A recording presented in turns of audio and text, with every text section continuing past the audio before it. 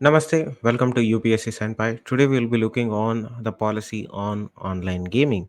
So why are we reading this today? So recently the Ministry of Electronics and Information Technology, which is the nodal agency for this sector, has notified the final rules for online gaming.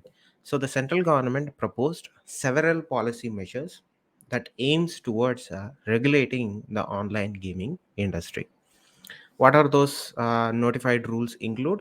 One of the cornerstones of this policy is setting up a self-regulatory body for online gaming industry as a whole, which includes a grievance redressal mechanism, along with to ensure the safety and security of the customers who partake in online gambling or online gaming industry. Sorry, not gambling, online gaming industry.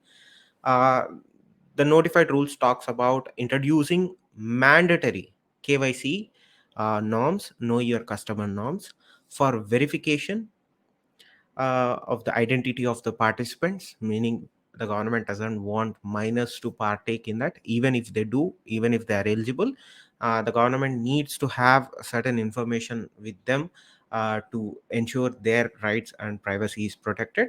So these are the rules that the agency or the ministry has notified in terms of online gaming industry.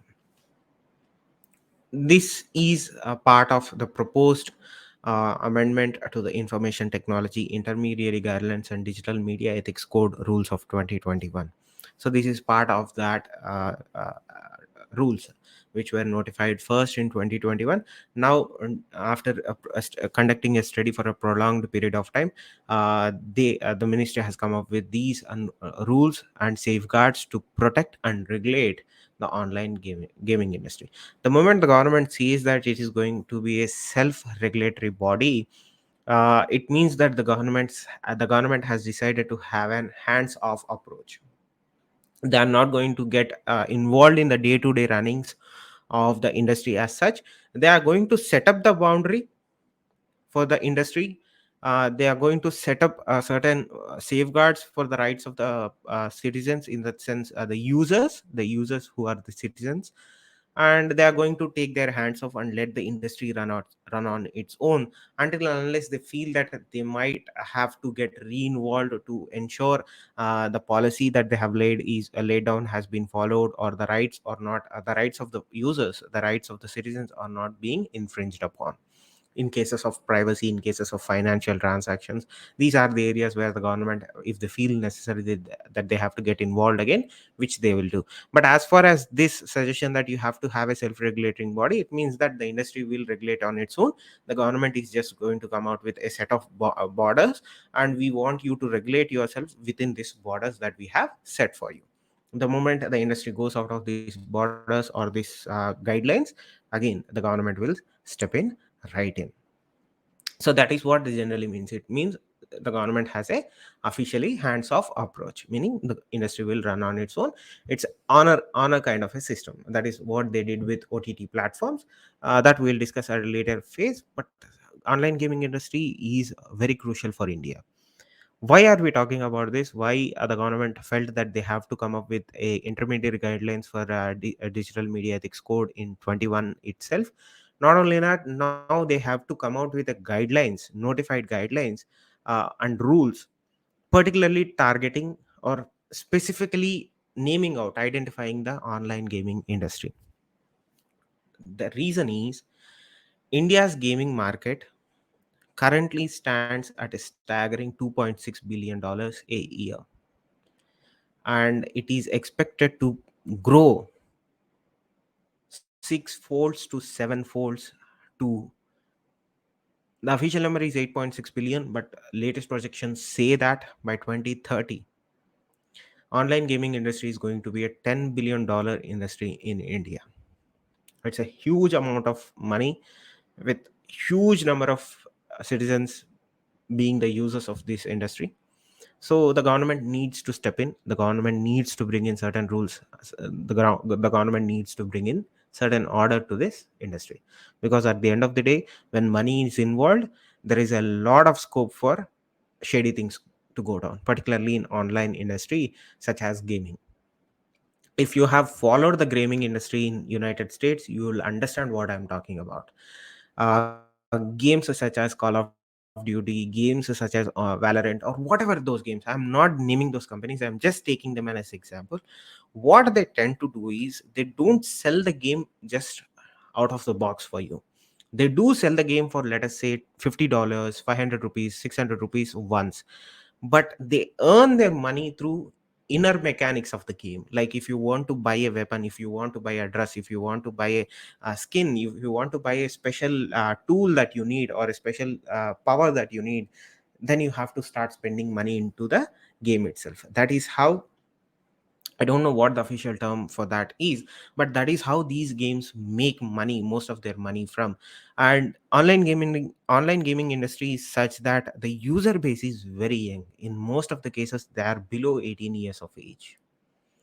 So it becomes imperative for the government to step in and set in certain safeguards so that children are protected, even adults are protected, both in terms of what they are exposed to, and there is some element of censorship that takes place, but not to the extent that one would assume. But there is a little bit of censorship that takes place, but censorship is not the focal point of these guidelines or these rules. The focus point is the privacy aspect of it, and the finances aspect of it, the money aspect of it is also looked at. So the internal mechanics of games are like that they include microtransactions. So the government needs to step in to protect the rights and the privacy of the users. So that is why you see Ministry of Electronics and Information Technology coming out with these final rules for online gaming industry. As I said, it is going to be a $10 billion industry by 2030, and it will be a field for players, in a sense. Um, how do I put it in a simple term? Um, every industry has this gray element, right? So without the government notifying notifying rules to protect the interests of the users and the industry as a whole, uh, certain players will try to misuse the opportunity that they have to cheat their customers, or to cheat users into giving out more money when no money is need to be transacted. So there will always be that aspect. So in order to protect the overall health of the industry, and also the rights of the individuals that are playing these games, as I said, very young population, very young aged users are the majority of users or participants in online gaming industry. There is a gambling component also that we'll discuss in other part, but online gaming industry as such has a young demographic as its user base. So as I said, what are the few safeguards? The one is the self-regulating body having a grievance redressal mechanism, having mandatory know your customer norms for verification of the identity of users, so that these rules these are the key proposals of that draft. Not only that, these online games will have to register themselves with the regulatory body. Online games that are cleared by the body will be allowed to legally operate in India. Online gaming companies will not be allowed to engage in betting on outcome of games. As I said, this is the gambling component. Remember, let us rephrase this or revise this in such a short way. First, the government of India, through its Ministry of Electronics and Information Technology, which is the nodal agency for this industry, has notified final rules for online gaming in India. What are those final notified rules include? One, there has to be a self-regulatory body which the uh, online games have to register themselves in and adhere to. Then only they will be operate when this regulatory body okays gives permission for these companies to operate in India. Then only they can operate in India. And online game companies are not allowed to engage in gambling games, like betting on outcome of games. Number one. Second is, these companies must have customer redressal mechanisms, meaning grievance redressal mechanism, meaning if a customer has an issue, these companies should have processes within the company, within the game itself, some most of the times, that their problem gets resolved. The third aspect is mandatory know your customer norms for verification. So these are the proposals, these are the outcomes. Why are we doing this? First, let us look at the gaming industry itself. As of now, gaming is a $3 billion industry in India. It is projected to grow to $10 billion by 2030. And that is one aspect. One aspect is the size and the potential and the growth trajectory of this industry in India. The second aspect is the demography of user base. Majority of the users of online gaming industry, or the demography of online gaming industry, are minors. They are below 18 years of age.